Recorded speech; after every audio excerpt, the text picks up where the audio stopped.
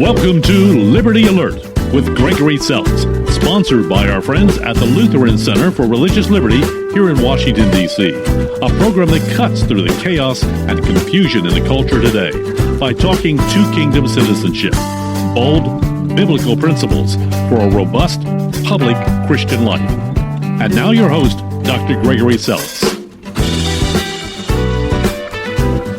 Good day, Washington, D.C. I'm Gregory Seltz. Welcome to our program, The Liberty Alert, where every week we try to cut through the noise and take on the issues, especially the public issues that matter to people of faith, applying and relying on the wisdom of the Word for the sake of the culture and the mission of the church.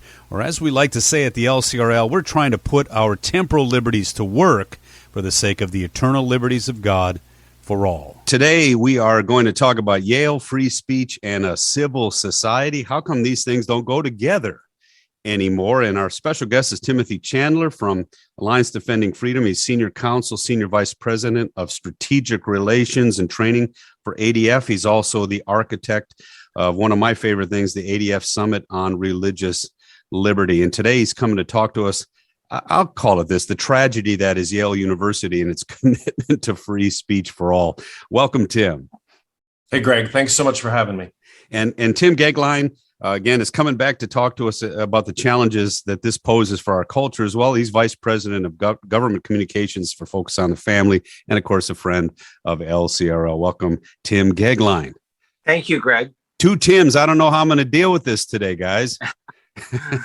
I think I'm just going to volley back and forth. So, Tim from ADF, let's just start with you. When we think about this, Yale, free speech, civil dialogue, how come these things don't go together? What are the ramifications for the reality that they don't seem to be going together at our elite schools? So talk us through about what happened with Kristen Waggoner and what was going on at the Yale event and some of the things you all are dealing with right now. Yeah, thanks, Greg. And the context here is so important because it really highlights the irony of what happened. So you've got an event at Yale Law School, which is the premier law school in the country. Two women were invited to come speak, both talented Supreme Court advocates, one from Alliance Defending Freedom, a conservative Christian organization, the other from the American Humanist Association, a secular progressive organization that could not be any further apart ideologically. And yet they were coming together to talk about a topic, a case called Uzigbunum. It's actually an ADF case that we won last term at the Supreme Court. But it was a case that we agreed on, and that groups from across the ideological spectrum came together and agreed on steps that courts need to take in order to fully protect civil rights. And so the whole event was set up to show that even organizations that have really wide differences in their ideological perspectives can come together and find common ground and work together with civility on issues of mutual interest. And so that's the background of what was going on here. And rather than engaging in a civil discourse, we had a mob of students, of Yale Law students, who didn't even allow the presentations to begin before they started chanting and engaging in threatening behavior, intimidation. They had signs, they were yelling, and they eventually were forced to leave the room, and they started pounding on the walls and disrupting not only this event, but a number of other classes and faculty meetings that were going on around the campus. And while administrators just stood by and allowed it to happen. And so it was extremely disappointing in this place that's supposed to be training up the next generation of lawyers who are required to be able to engage in critical thinking and be able to engage in advocacy in a clear and persuasive way. And yet this was how they're allowed to behave. And if we don't teach the next generation of leaders and lawyers in this country about the importance of civil discourse, really the future of our legal profession remains in dire straits. Yeah, and Tim Goeglein, as sad as this is, this is an event at Yale, and it's very, very disturbing, but we've seen this going on around universities all around the country. I think the Yale dean's response is worse. What kind of society are we living in already when those who are supposed to protect us with the law are the ones shouting us down, threatening us, and even willing to do bodily harm against those with whom they disagree? Talk through the response from the dean. I mean, that's also problematic as well. It really is problematic. And I might say, to Tim Chandler's excellent comments, all of us that focus on the family totally and completely endorse everything that ADF stands for. I think to Tim's comments, if I may, Greg, and to your question, 71 years ago, William F. Buckley Jr. wrote a very famous book, and I love the title. It's called God and Man at Yale. And Bill had been a Yalie after World War II. And he was very concerned about two trends that he noticed that were creeping in on cat's paws at Yale. One was an increasing diminishment of free enterprise and an increasing championing of collectivism. And the other thing was a kind of recession, a spiritual recession that had begun at Yale, he observing it as a student. And in this great book, he essentially says, and if Yale continues on this trajectory, we're going to get to a time where, religion and faith, the Christian commitment to civility is going to come under attack. Well, here we are 71 years later. Kristen Waggoner, the great folks at ADF, go into a platform sponsored by the Federalist Society at Yale. And what happens? With almost pinpoint accuracy, the things that Bill Buckley spoke about. And very unfortunately, I think we witnessed something that should sober all of us. Well, and back to you, Tim. Again, from ADF, when we talk about this, the thing that disturbed me about the dean's response was there's just no consequences whatsoever.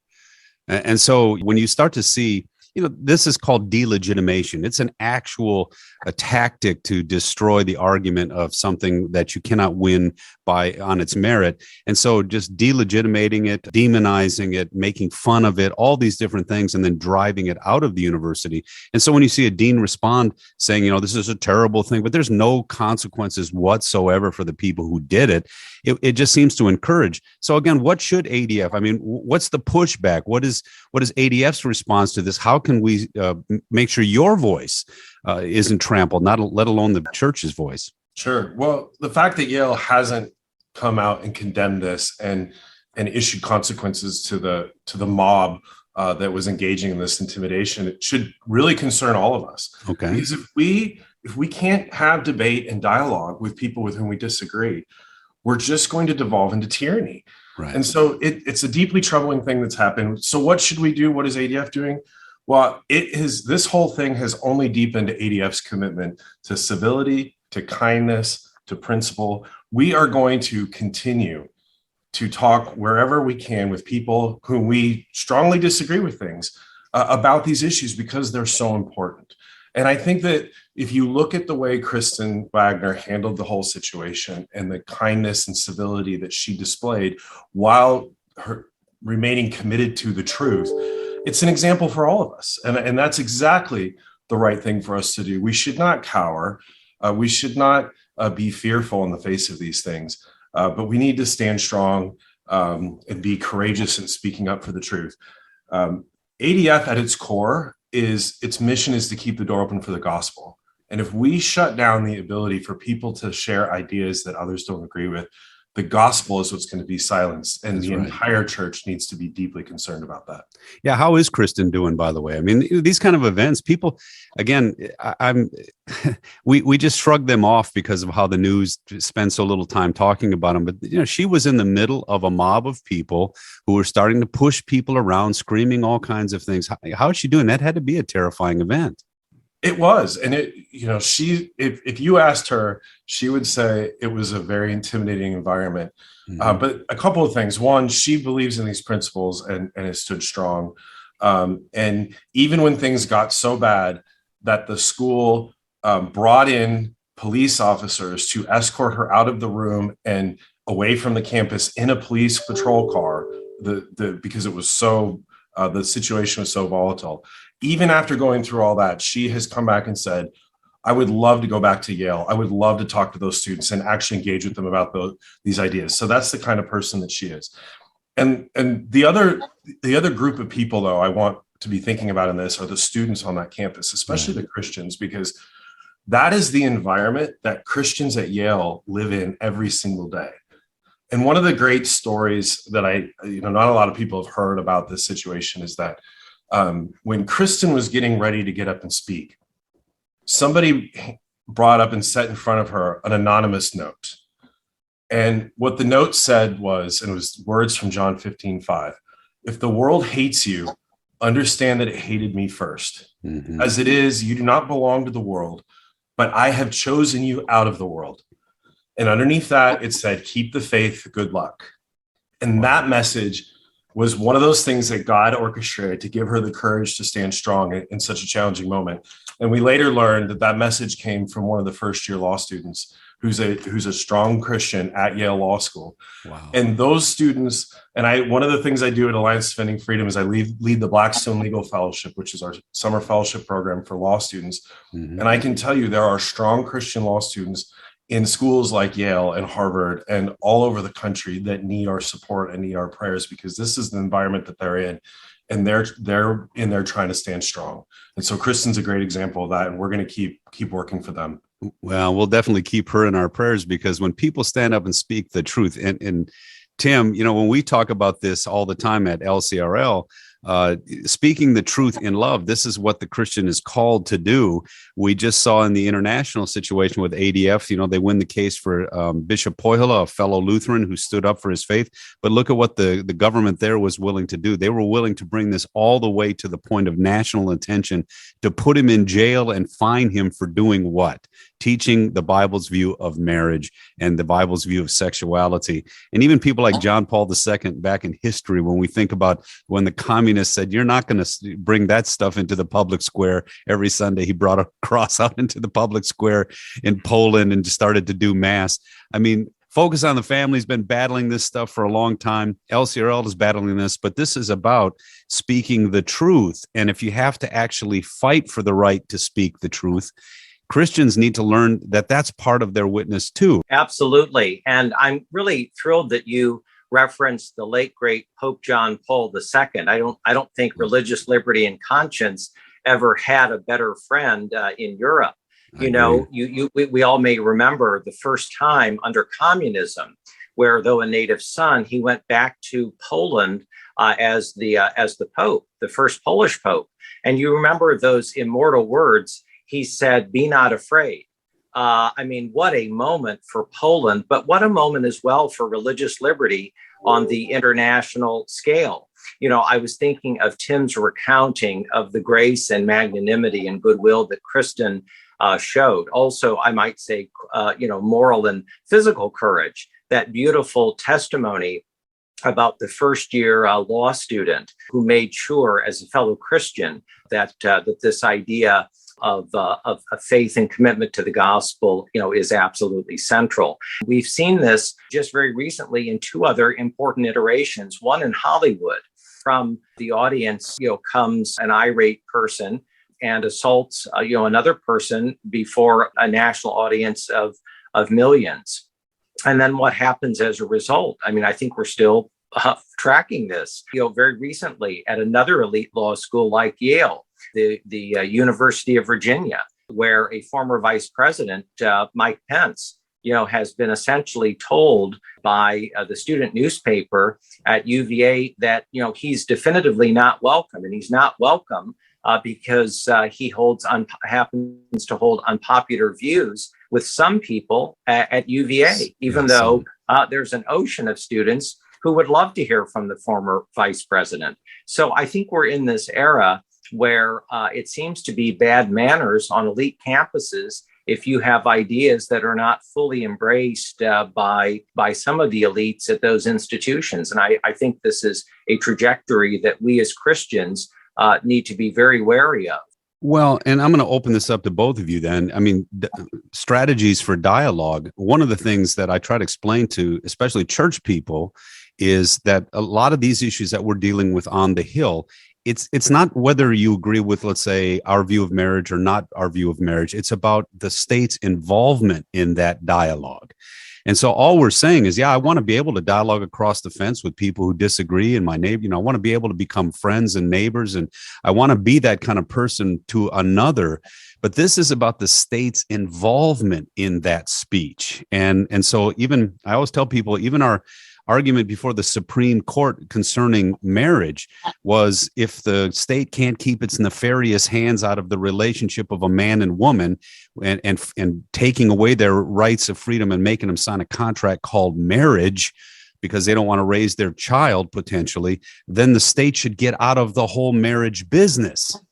And there was a lot of activists on the other side who thought, we agree with that view of the state's involvement in these issues. So again, same kind of thing that Kristen was talking about, these free speech issues, this is about the state's involvement, compelling certain moral viewpoints, compelling certain speech, and we're fighting back so that we can keep the whole counsel of God out there in the public square in our lives for the sake of others. What is the strategy to do that? Are we just going to have to get more aggressive legally? Help us help our people. And either one of you can jump in. Well, I'll jump in with a couple of thoughts. This is an issue of, are we going to live in a system of tyranny or a system of freedom? And it's nothing short of that. And so there's lots of things we need to do. And I'm so glad you mentioned what happened in Europe, because that is so directly tied to what we see happening at Yale. Exactly. It's just further down the road, which is the idea that we cannot expose people to ideas with which we disagree, that we cannot debate them, we cannot discuss them. There is no civil discourse. Of course, we are going to impose one set of views, one set of ideologies on everyone else, and everyone else must be silent. And that's what was attempted in Europe, that we had to go to the courts and go to the highest courts of the land in order to stop that from a church leader being punished simply for sharing a biblical viewpoint in social media. And the same thing is going on by this mob at Yale. And let's not assume that it's going to stay within the confines of Yale. These are the people that will be running this country in the next 10, 20, 30 years. And if this is how they understand the way that discourse is to take place or not take place, then what's to stop them from using the power of the state to do exactly the same thing? And we see it in lots of different contexts, whether it's the way people run their businesses, like we see with Jack Phillips or Farron L. Stutzman, the way that people engage in speech or other areas. And so, yes, we need to be active in our courts, in our legislatures, but our churches need to speak up in our communities and make people understand that this is our freedom at stake. This is our ability to live out who we are.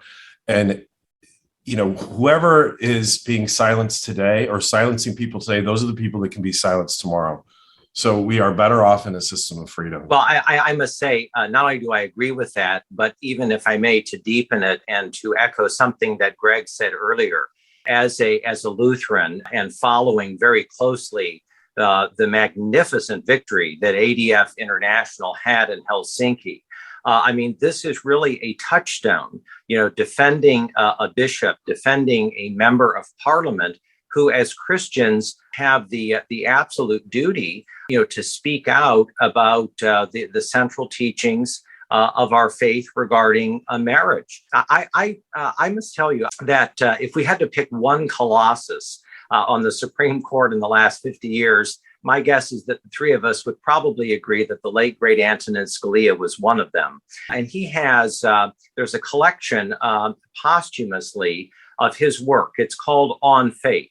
And I was reading through this bit of a gem of a book just this week. There is nothing at all in the American experience that is disjunctive between being a person of faith and being on the Supreme Court or being in public life. So I guess I'm eager to, inject a bit of glint of a hope into our wonderful discussion. I am really genuinely hopeful about the way forward. I think things like Yale are terrible when they happen, but what they do is they introduce to a whole new national audience the stakes here. And I think the overwhelming majority of fair-minded Americans, left and right, who look at this, they say that is not what Yale Law School should be about. That's not what any law school should be about. And people, I think, do not want this kind of narrow serpentine reasoning. I think they want the broad constitutional application of the defense of our free speech and religious liberties. Well, I pray for that, and I obviously I'm an optimist because God's word actually you can't stop it. It's the power of God for salvation for folks, but I want to make sure that people understand God's at work two ways, and that's I think the biggest issue for me is that He works to preserve the world as He then offers His salvation. Those are two different things, and ADF is doing the kind of preserving work. It's hard to share the gospel in a failed state. You know, I always tell people this, and God doesn't have to, when He preserves, He can preserve even through other people who are not Christian. You can have a great family, even if you're not a Christian person, relatively speaking, and good families make a civil society, and a civil society is one where you can share the gospel across the fence. And I think that's the problem, is that Christians have forgotten that we have a duty also to be part of God's preserving work, salt and light in the midst of all this. And I do think we've got to come to grips with what I call secular pietism. It's a whole different way of looking at all this stuff. And I've been in urban ministry all my life. I've seen it take over cities, and I've seen what bad politics can do to, you know, in a generation and all of those kind of things. And that's why I'm so happy that ADF is fighting back and saying, wait a minute, we're not going to let it take over all of our institutions. We're not going to let it take over all of our, whether it's entertainment, whether it's economics, whether it's education. So I think we need to let our people know that what ADF is doing, it's not God's saving work. I get that, but it's God's preserving work so that we can hear about it. And so how can we continue to support you, Tim Chandler? How can we continue to support ADF's work and let people like Chris, so instead of just getting a note passed to her right before the firing squad, she knows that she's got all the support she needs going in. How can we as a people be more a part of that? Yeah, I mean, we just encourage you to be praying and to keep up on the issues. Go to adflegal.org and follow along. You can, if you want to hear more about this, we have the stories. Kristen has firsthand accounts. We have recordings, audio and video of what happened, so you can learn more and stay engaged on these issues. And be thinking about and praying for these students. Right. I love Tim's point of optimism here. Another area that I'm so optimistic about is the fact that we have 220 Christian law students coming to Blackstone this summer. Wow. And, people are shocked to hear that Harvard and Yale and these schools are some of our big top feeder schools into this program. There are committed, strong Christian students in these schools that are in a lonely place and need the church to rally around them and support them. And we do that through Blackstone. We give them this community and we train them up and we stay with them throughout their careers to help them advance within the legal system and then engage in these efforts. And so that's a wonderful program that I had the privilege of participating in as a student, and then now get to work on and see these young people that are the hope of the future for our legal system in so many ways. And Tim's been such a valuable part of the Blackstone program and so many of the other efforts that we've done at Alliance Defending Freedom. So getting involved in those, getting your churches involved in, we have a program called the Church and Ministry Alliance where we serve churches, we provide legal resources for them, but we also keep them connected to these issues and give them opportunities to really engage in their communities. But most importantly, be bold, be courageous, speak out with love, because we have, as Christians, we understand that we're not just here to oppose things, but God has given us through the gospel a vision for humanity and society that promotes human flourishing. The things that we're talking about are freedom and cherishing life and protecting families, and that's a vision for human flourishing that everyone benefits from, Christian or not. And I think we need to know that we're standing on truth and that this is good for all, and that we need to speak out. And if we do it with courage and love, even if people hate us for some of the things that we're saying, that it's the right thing to do, and it's ultimately going to promote a society that's going to reflect God's glory more. Yeah, I mean, human flourishing, it's amazing when people say, I hate human flourishing from God's point of view. That's a strange position, but we're seeing it more and more. I mean, we're seeing it in what's happening with Disney, with our children, what's happening down in Florida, some of those things. Focus on the Family's been engaging in this stuff for a long time because it goes right back to the heart of living lives that are seeking the truth, that are full of truth, that are speaking the truth in love for the sake of our families. That's what we've got to do. It all comes, the real solutions come back to actually living God's truth in his truth for the sake of others. Right, Tim? Absolutely. Focus is ultimately about marriage, family, parenting, human life, religious liberty, the things that we've spoken about and championed today. Tim's comment sparked a thought. I love the Blackstone Fellowship. These are truly, they are the creme de la creme. Jefferson, I know we all regard Thomas Jefferson. He quipped one time, he said, "A house without books is like a room without windows." I love that.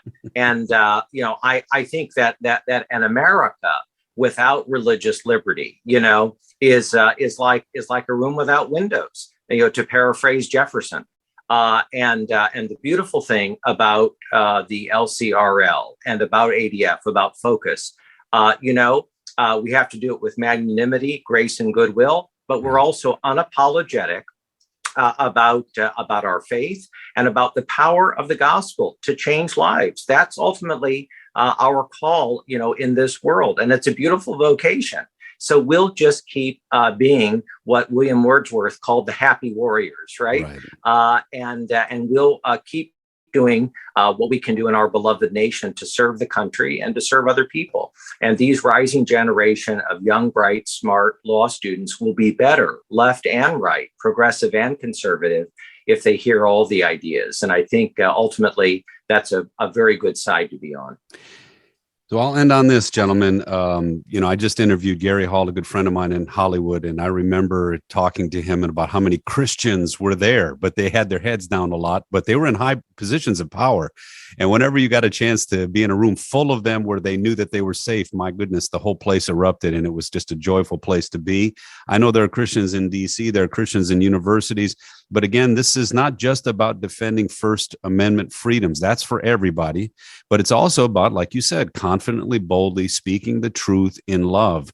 It's Jesus who said, "If you abide in my word, you will know the truth, and the truth will set you free." And I know all of us are committed to that.